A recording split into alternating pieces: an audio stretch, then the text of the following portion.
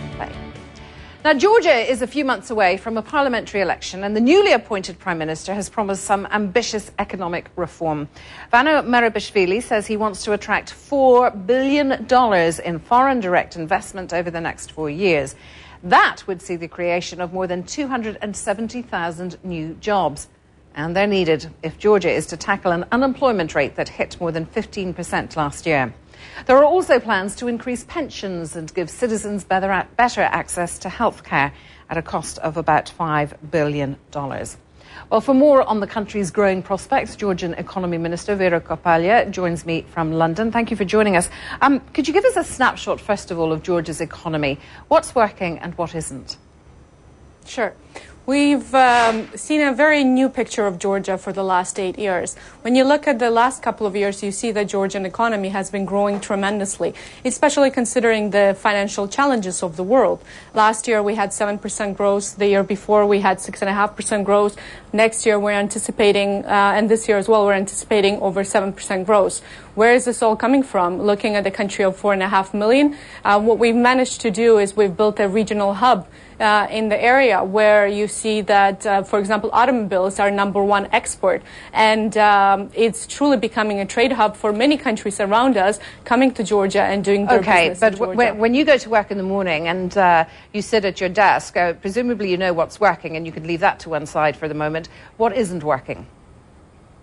I mean, of course, we're still considered a post-Soviet country, and it's a bit of a, a misconception for many people when they look at Georgia. They say, all right, it's probably still a corrupt country. It's probably a country where there's not a lot of transparency.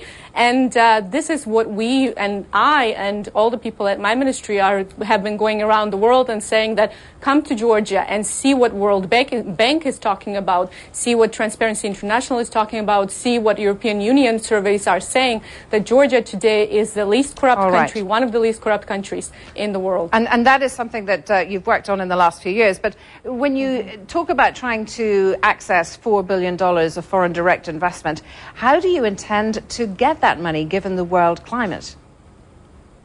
Of course, financial challenges of the world are affecting Georgia as well. When 25% of our exports are going to EU, we're looking at everything that is happening at the world and how it's affecting us as well. But attracting FDI has been on a positive trend in Georgia, and in the first quarter of this year, we've seen 20% growth compared to last year in terms of FDI.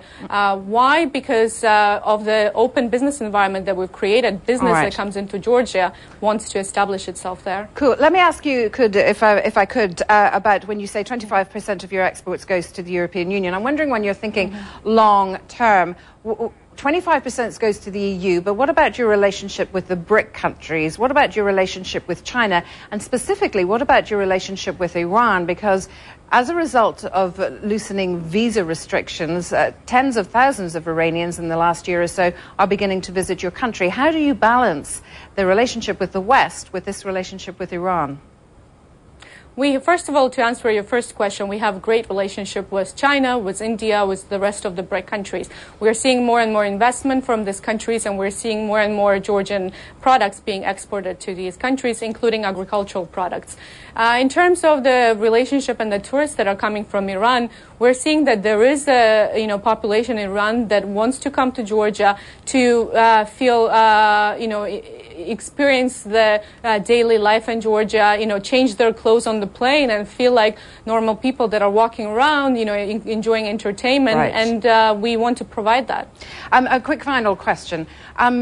Georgia's been working very hard on its image. Its ministries are filled with very young, energetic, dynamic people such as yourself. But in a country where there's a lot of unemployment and 50% of the population lives in the rural agricultural area, I'm wondering, is it possible to have this fast growth and set dynamic new targets as well as changing the country's psyche at the same time?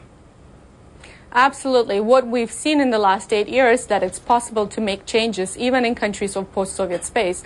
We see that Georgia has managed to establish itself in the economic, zone of Caucasus and even further in the region. We see that when we're talking about tourism, it's not only Iranians. More than 3 million people have visited our country last year. And what's also important that we are making sure that we're diversifying our economic sectors, that we're not concentrated on just one sector. So it's energy, where we are exporting and we're become net exporter to all of our neighboring countries, and it's all the other sectors as well, of course. Vera Khobbalia, Georgian Economy Minister, thank you very much indeed joining us from Thank CNN you. in London. Thank you.